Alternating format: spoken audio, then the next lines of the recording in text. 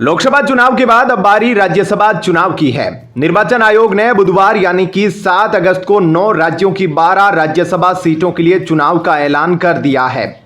महाराष्ट्र, असम और बिहार की 2-2 राज्यसभा सीटें और हरियाणा, मध्य प्रदेश, राजस्थान, त्रिपुरा, तेलंगाना और ओडिशा की एक-एक राज्यसभा सीट पर 3 सितंबर को चुनाव होने हैं। 2024 के चुनाव में बेहतर प्रदर्शन करने वाली कांग्रेस और उसकी अगुवाई वाले इंडिया गठबंधन को राज्यसभा में झटका लग सकता है। बीजेपी नेतृत्व वाले एनडीए गठबंधन को फायदा हो सकता है। उपचुनाव में भाजपा की 7 सीटें खाली हुई है और उसके पास 10 सीट आएगी, जबकि कांग्रेस को उसकी खाली हुई 2 सीट की जगह एक ही मिल पाएगी। राजद, बीजद और बीआरएस को एक-एक सीट का नुकसान होगा।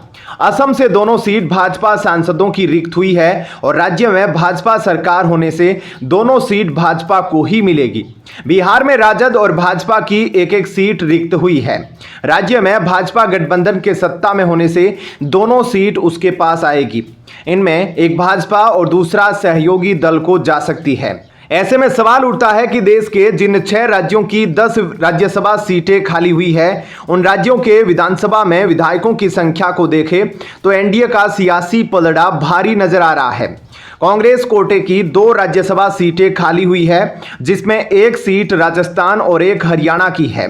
राजस्थान से राज्यसभा सदस्य रहे केसी वेणुगोपाल अब लोकसभा के सांसद चुन लिए गए हैं, तो हरियाणा के राज्यसभा सदस्य रहे दीपेंद्र हुड्डा लोकसभा चुनाव जीतकर संसद पहुंच गए हैं। राजस्थान विधानसभा में विधायकों का आंकड़ा बीजेपी के पक्ष में है, जिसके चलते उसका जीतना तय है। हरियाणा में बीजेपी और कांग्रेस के बीच बहुत ज्यादा अंतर नहीं है, जिसके चलते राज्यसभा चुनाव में दोनों किस्मत आजमाने के मूड में हैं।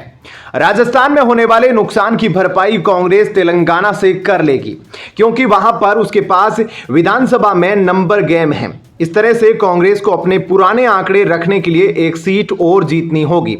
इसके लिए उसकी नजर हरियाणा और महाराष्ट्र की सीट पर टिकेगी। इन दोनों राज्यों में कांग्रेस को कड़ी मशक्कत ही नहीं बल्कि विपक्ष के वोटों में सेंधमारी करनी होगी, उसके बाद ही जीत तय होगी। महाराष्ट्र की दोनों राज्यसभा सीटें बीजेपी कोटे की खाली हुई है, जिसके चलते वो ही चुनाव लड़ेगी।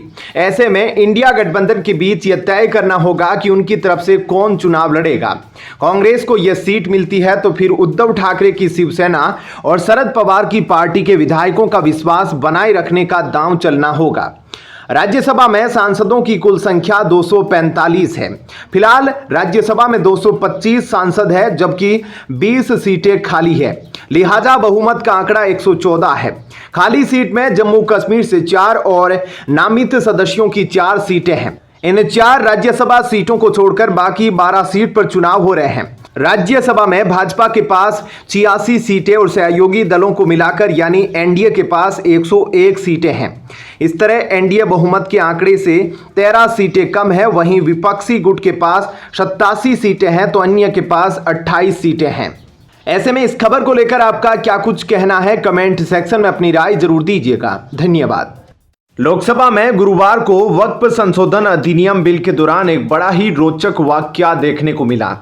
सोशल मीडिया पर एक तस्वीर और वीडियो तेजी से शेयर किया जा रहा है। यह तस्वीर किसी और की नहीं बल्कि लोकसभा के नेता प्रतिपक्ष और रायबरेली से कांग्रेस सांसद राहुल गांधी की है। तस्वीर और वीडियो को शेयर करके यह दावा किया जा रहा है कि गुरुवार को जब केंद्रीय अल्पसंख्यक कार्य मंत्री किरेन रिजिजू ने लोकसभा में वक्फ संशोधन बिल पेश किया था, तब राहुल गांधी खराटे मारते हुए सो रहे थे। बोल रहे थे कि मेरा कॉन्स्टिट्यूंसी मुसलमान है क्या? मेरे कॉन्स्टिट्यूंसी में बहुत मुसलमान वोटर है। सो गए। इसको बताइए।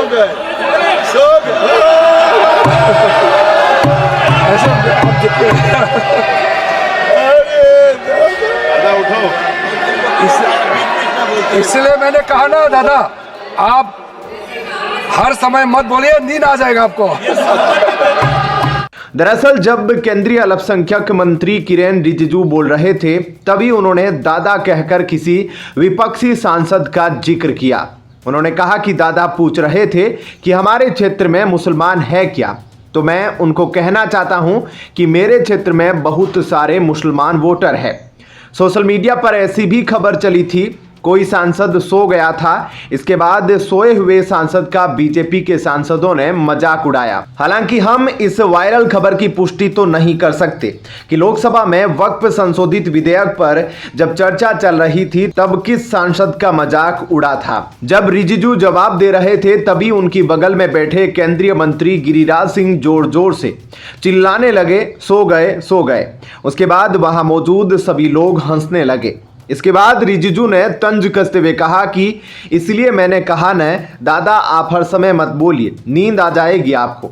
उन्होंने कहा कि कल रात क्या कर रहे थे मैं नहीं पूछूंगा उनको। हालांकि रिजिजू के इस बयान को लोकसभा अध्यक्ष ने सदन की कार्यवाही से निकाल दिया। सोशल मीडिया प्लेटफॉर्म एक्स पर कई ऐसे हैंडल हैं जिनके जरिए पोस्ट करके यह दावा किया गया कि चर्चा के दौरान राहुल गांधी सदन में सो गए। इतना ही नहीं, दावा करने वालों ने राहुल गांधी की लोकसभा में सोते हुए तस्वीरें भी शेयर की। रिजिजू के बोलते समय गिरिराज सिंह और रिजिजू कथित तौर पर सांसद के सो जाने के लिए उनकी ओर इशारा करते हुए देखे जा सकते हैं। किरेन रिजिजू के बगल में बैठे भाजपा सांसद भूपेंद्र यादव और जितेंद्र सिंह सहित हंसने लगते हैं और सदस्य की ओर इशारा करते हैं। इसके बाद वीडियो में किरेन रिजिजू कहते हैं, इसलिए कहा ना दादा आप हर समय मत बोलिए, आपको नींद आ जाएगा। रिजिजू जब बोल रहे थे तभी शोर उठा कि फिर से सो गए। रिजिजू ने कहा कि उनके लिए सभी राजनीतिक सलाहें जरूरी है। रिजिजू ने इस दौरान अध्यक्ष से आग्रह किया कि उनके शब्दों को हटा दीजिए। उन्होंने कहा कि वो रात में किताब पढ़ रहे होंगे। उनकी इस बात पर वहां मौजूद सांसद हंसने लगे। इस बीच लोकसभा अध्यक्ष ओम बिरला ने भी तंज कसते हुए विपक्ष की ओर इशारा करते हुए कहा कि कोई स्पीच होगी तो क्या आप सदन में सो जाओगे। इस हल्के फुल्के माहौल के बीच सदन में वक्फ संशोधन अधिनियम बिल को जेपीसी में भेजने की सिफारिश कर दी गई। वक्फ बोर्ड को नियंत्रित करने वाले कानून में संशोधन करने वाला विधेयक, जिसमें वक्फ अधिनियम 1995 में दूरगामी बदलाव का प्रस्ताव है, जिसमें ऐसे निकायों में मुस्लिम महिलाओं और गैर मुस्लिमों का प्रतिनिधित्व सुनिश्चित करना है। अल्पसंख्यक मामलों के मंत्री किरेन रिजिजू ने गुरुवार को लोकसभा में विधेयक पेश किया। ऐसे में आपका क्या कुछ कहना है, कमेंट सेक्शन में अपनी राय जरूर बताएं। धन्यवाद। जय हिंद। चंडीगढ़ लोकसभा सीट से चुनकर संसद जाने वाले कांग्रेस के वरिष्ठ नेता मनीष तिवारी की मुश्किलें बढ़ने वाली है। लोकसभा चुनाव में मनीष के खिलाफ चुनाव लड़ने वाले भाजपा नेता संजय टंडन ने भ्रष्टाचार का आरोप लगाते हुए मनीष की लोकसभा चुनाव में हुई जीत को पंजाब और हरियाणा हाईकोर्ट में चुनौती दी है। अपनी याचिका में टंडन ने तिवारी पर भ्रष्ट आचरण में शामिल होने का आरोप लगाया और कोर्ट से तिवारी की चुनाव में हुई जीत को रद्द करने की अपील की। चंडीगढ़ सीट पर मुख्य मुकाबला संजय टंडन और मनीष तिवारी के बीच ही था। इसमें तिवारी 2504 वोटों के मामूली अंतर से जीते थे। कोर्ट में दायर इस याचिका में तिवारी के चुनाव को रद्द करने और संजय टंडन को चंडीगढ़ लोकसभा सीट का निर्वाचित सांसद घोषित करने की मांग की गई है। इसमें तिवारी सहित कांग्रेस और आम आदमी पार्टी पर आरोप लगाया गया है कि उन्होंने मतदाताओं को पैसे का लालच दिया और नौकरी की गारंटी देने जैसे भ्रामक वादे किए। साथ ही चुनाव प्रचार के दौरान राष्ट्रीय प्रतीक का दुरुपयोग किया, जो जन प्रतिनिधित्व कानून की विभिन्न धाराओं का उल्लंघन है। टंडन की इस याचिका को हाईकोर्ट ने स्वीकार कर लिया और 7 अगस्त को इस पर प्रस्ताव नोटिस जारी किया है। मामले की अगली सुनवाई 9 सितंबर को होगी। वहीं लोकसभा चुनाव में कांग्रेस पार्टी ने गारंटी कार्ड योजना के तहत गरीबों, पिछड़ों, दलितों और अल्पसंख्यकों को जुलाई से हर महीने 8,500 रुपए उनके बैंक अकाउंट में डालने का वादा किया था। हालांकि इस वादे को पूरा नहीं किया गया था। इसको लेकर सामाजिक कार्यकर्ता भारती सिंह ने इलाहाबाद हाईकोर्ट में एक जनहित याचिका दाखिल की है। याचिकाकर्ता ने मांग की है कि कांग्रेस के सभी 99 सांसदों को अयोग्य घोषित किया जाए और चुनाव चिन्ह जब्त कर पार्टी का रजिस्ट्रेशन भी सस्पेंड हो। याचिका पर अगले हफ्ते सुनवाई हो। याचिकाकर्ता ने कहा कि वह पहले इसके लिए चुनाव आयोग में अर्जी दी थी, लेकिन वहां से कोई एक्शन नहीं लिया गया। इसके बाद यह जनहित याचिका दाखिल की गई है। याचिका में दावा किया गया है कि कांग्रेस पार्टी का यह कृत्य जन प्रतिनिधित्व अधिनियम की धारा 121(1)(a) का खुला उल्लंघन है। उन्होंने कहा कि यह भारतीय न्याय संहिता और भारतीय दंड संहिता के तहत अपराध है। याचिका में कहा गया है कि इसको लेकर चुनाव आयोग ने 2 मई 2024 को एडवाइजरी भी जारी की थी, किंतु कांग्रेस पार्टी ने उस पर कोई ध्यान नहीं दिया। याचिकाकर्ता का कहना है कि कांग्रेस पार्टी के गारंटी कार्ड वाले वायदा पत्र पर पार्टी के अध्यक्ष मल्लिकार्जुन खड़गे और वरिष्ठ नेता राहुल गांधी के हस्ताक्षर है। इसके साथ ही उसमें रसीद भी थी। लोगों ने उनके रसीद को देखकर इस उम्मीद के साथ वोट दिया कि उनको पैसे मिलेंगे, लेकिन पार्टी ने ऐसा नहीं किया। याचिका में उन्होंने कहा यह जनता के साथ विश्वासघात है, लिहाजा इस पर कार्रवाई हो। चुनाव के दौरान पार्टी नेता राहुल गांधी ने अपने घोषणा पत्र का जिक्र करते हुए दावा किया था कि इंडी गठबंधन की सरकार बनते ही महिलाओं के खातों में खटाखट 1 लाख रुपए आ जाएंगे। ऐसे में आपका क्या कुछ कहना है इस खबर के साथ कमेंट सेक्शन में अपनी राय जरूर दीजिए। धन्यवाद। जय हिंद। बांग्लादेश हिंसा का मुद्दा शुक्रवार को लोकसभा में भी उठा। धन्यवाद सभापति जी। मैं आपका आभारी हूं क्योंकि जो हमारे पड़ोसी मुल्क बांग्लादेश में हाल ही में घटा उसको लेकर हम सब लोग चिंतित भी हैं और सभी राजनीतिक दलों ने एक स्वर में बात भी कही कि वहां पर जो अपने लोग हैं उनकी भी चिंता की जाए। माननीय प्रधानमंत्री जी ने भी ट्वीट करके जो इंटरिम गवर्नमेंट के प्रधानमंत्री हैं उनको बधाई भी दी, लेकिन ये भी कहा कि हमारे जो वहाँ पर हिंदू और अल्पसंख्यक हैं उनकी शांति, सुरक्षा और विकास सबको सुनिश्चित किया जाए। लेकिन दुर्भाग्य ये है सर कि नेता प्रतिपक्ष और कांग्रेस पार्टी के अध्यक्ष ने ट्वीट जब किया या उनको बधाई जब दी तो हिंदुओं की वहां पर सुरक्षा की कोई बातचीत नहीं की, ना ही उसका उल्लेख किया, ना ही अल्पसंख्यकों की सुरक्षा की बात की। ऐसी कौन सी मजबूरी थी कि ये लोग वहां पर हिंदुओं और अल्पसंख्यकों की सुरक्षा की बात भी नहीं कर सके। गाजा को लेके आपने बड़ी बड़ी बातें की, गाजा को लेके आप बड़ी बड़ी बातें करते थे, लेकिन यहाँ पर आकर आप नहीं करते हो। भाजपा सांसद अनुराग ठाकुर ने राहुल गांधी पर जोरदार निशाना भी साधा। उन्होंने कहा कि कांग्रेस अध्यक्ष और लोकसभा में विपक्ष के नेता राहुल गांधी ने ट्वीट करके बांग्लादेश के अंतरिम सरकार के नए प्रधानमंत्री को बधाई दी, मगर हिंदुओं पर हो रही हिंसा का जिक्र तक नहीं किया। अनुराग ठाकुर ने कहा कि गाजा के बारे में बड़ी बड़ी बातें कही गई, मगर बांग्लादेश पर क्या मजबूरी है। शून्यकाल के दौरान भाजपा सांसद अनुराग ठाकुर ने कहा राहुल गांधी बांग्लादेश पे अल्पसंख्यकों की सुरक्षा सुनिश्चित करने के बारे में कुछ भी क्यों नहीं कहा। उन्होंने कहा जब बांग्लादेश की अंतरिम सरकार ने कार्यभार संभाला तो प्रधानमंत्री नरेंद्र मोदी ने उन्हें बधाई दी, लेकिन साथ ही उन्होंने उनसे अल्पसंख्यकों की सुरक्षा सुनिश्चित करने के लिए कहा। पूर्व केंद्रीय मंत्री ने आगे कहा यह दुर्भाग्यपूर्ण है कि विपक्ष के नेता ने अंतरिम सरकार को बधाई दी, लेकिन हिंदुओं एवं अल्पसंख्यकों की सुरक्षा का जिक्र तक नहीं किया। आखिर इनकी क्या मजबूरी थी कि ये वहाँ के हिंदुओं की सुरक्षा को लेकर बात तक नहीं की। इन्होंने गाजा को लेकर बड़ी बड़ी बातें की, लेकिन बांग्लादेश में अल्पसंख्यकों के बारे में नहीं बोला। दरअसल शेख हसीना के प्रधानमंत्री पद से इस्तीफा देने के बाद नोबेल पुरस्कार विजेता मोहम्मद यूनुस ने गुरुवार को बांग्लादेश की अंतरिम सरकार के प्रमुख के रूप में शपथ ली। शपथ ग्रहण के बाद प्रधानमंत्री नरेंद्र मोदी ने सोशल मीडिया के माध्यम से नए प्रधानमंत्री को बधाई दी और बांग्लादेश में हिंदुओं और अन्य अल्पसंख्यक समुदाय पर हो रहे हमलों की आलोचना की। मोदी ने बधाई देते हुए आग्रह किया कि वे उन समुदाय की सुरक्षा की जिम्मेदारी लें और सुनिश्चित करें कि उन्हें सुरक्षा प्राप्त हो। वहीं राहुल गांधी ने अपने पोस्ट में हिंदुओं या अन्य अल्पसंख्यकों का जिक्र तक नहीं किया। राहुल गांधी ने अपने पोस्ट में लिखा बांग्लादेश की अंतरिम सरकार के प्रमुख के रूप में शपथ लेने पर प्रोफेसर मोहम्मद यूनुस को बधाई। शांति और सामान्य स्थिति की शीघ्र बहाली समय की हमारी मांग है। बता दें कि शेख हसीना के देश छोड़ने के बाद इस्लामिक कट्टरपंथियों द्वारा हिंदुओं पर हमले किए जा रहे हैं। उनके घरों एवं मंदिरों को लूटा और जलाया जा रहा है। हिंदुओं की हत्या भी की जा रही है। बांग्लादेश के अलग अलग हिस्सों से हिंदू भागकर भारतीय सीमा की ओर आ रहे हैं। फिलहाल इस खबर में इतना ही। बाकी अपडेट के लिए बने रहिए लाइव टीवी न्यूज के साथ। 23 साल पुराने मामले में सुल्तानपुर कोर्ट से आम आदमी पार्टी के राज्यसभा सांसद संजय सिंह समेत 6 लोगों को बड़ा झटका लगा है। कोर्ट ने 2001 में बसपा सरकार के कार्यकाल में धरना प्रदर्शन और रोड जाम करने के मामले में आम आदमी पार्टी के राज्यसभा सांसद संजय सिंह और सपा के पूर्व विधायक अनूप संडा समेत 6 आरोपियों की 3 महीने की जेल की सजा बरकरार रखी थी। मंगलवार को एमपी एमएलए कोर्ट की न्यायाधीश एकता वर्मा ने आरोपियों की सजा खत्म करने की अपील खारिज कर दी थी। कोर्ट ने आरोपियों को 9 अगस्त को निचली अदालत में आत्मसमर्पण करने का आदेश भी दिया था, जहां से संजय सिंह का जेल जाना तय है। इसी कारण उन्हें 9 अगस्त को सरेंडर करना था।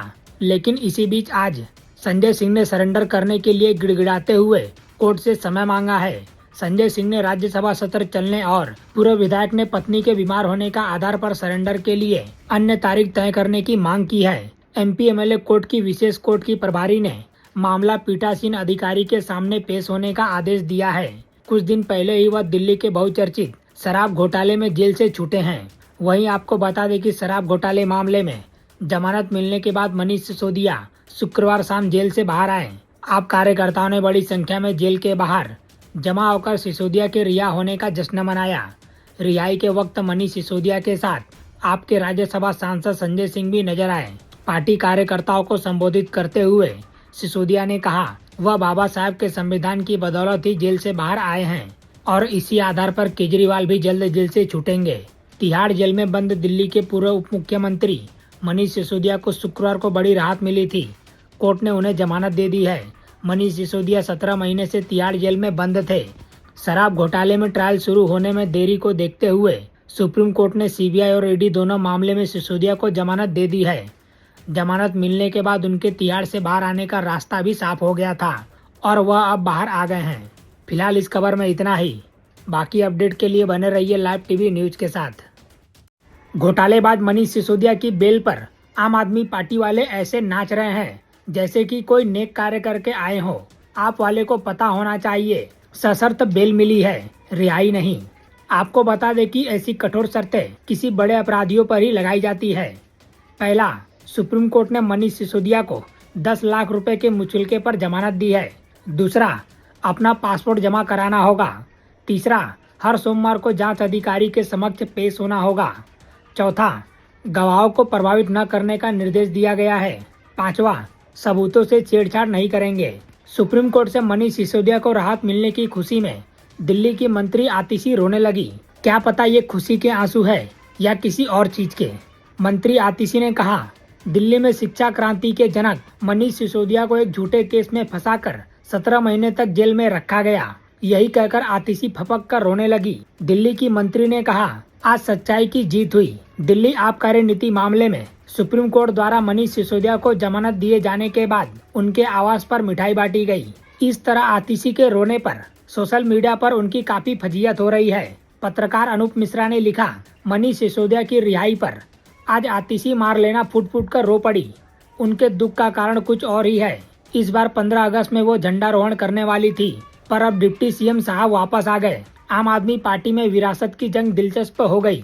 बता दें कि सुप्रीम कोर्ट ने दिल्ली की आबकारी नीति में घोटाले से जुड़े भ्रष्टाचार और मनी लॉन्ड्रिंग के मामले में आम आदमी पार्टी के नेता मनीष सिसोदिया को शुक्रवार को जमानत दे दी। न्यायमूर्ति BR गवई और जस्टिस KV विश्वनाथन की पीठ ने कहा है कि सिसोदिया 17 महीने से हिरासत में हैं और अभी तक मामले की सुनवाई शुरू नहीं हुई है, जिससे वह शीघ्र सुनवाई के अधिकार से वंचित हुए हैं। पीठ ने कहा कि इस मामले में मनीष सिसोदिया को जमानत के लिए निचली अदालत भेजना ठीक नहीं होगा। मुकदमे की देरी को लेकर ED ने सुप्रीम कोर्ट में दलील दी कि यह मनीष सिसोदिया की वजह से हुई है। मनीष सिसोदिया ने इस मामले में कई याचिका लगाई, जिसके कारण मामला आगे नहीं बढ़ सका। हालांकि सुप्रीम कोर्ट ने इस दलील को मानने से इनकार कर दिया। सुप्रीम कोर्ट ने कहा, मनीष सिसोदिया की कोई भी याचिका निचली अदालत द्वारा गलत नहीं ठहराई गई है। सुप्रीम कोर्ट में ED ने सुनवाई के दौरान मांग की कि मनीष सिसोदिया को दिल्ली सचिवालय या फिर दिल्ली के मुख्यमंत्री दफ्तर में जाने से रोका जाए। हालांकि सुप्रीम कोर्ट ने ED की यह दलील भी नहीं मानी। सुप्रीम कोर्ट ने कहा कि मामले में सबूत जमा हो चुके हैं, इसलिए उनके छेड़छाड़ होने की कोई संभावना नहीं है। ED ने कहा कि हम कोर्ट के पास वापस सबूतों से छेड़छाड़ के मामले में दोबारा आ सकते हैं। मनीष सिसोदिया की रिहाई शुक्रवार शाम तक हो सकती है। गौरतलब है कि दिल्ली के तत्कालीन उप मुख्यमंत्री मनीष सिसोदिया को ED ने दिल्ली शराब घोटाले मामले में गिरफ्तार कर लिया था। वह तब से जेल में बंद है।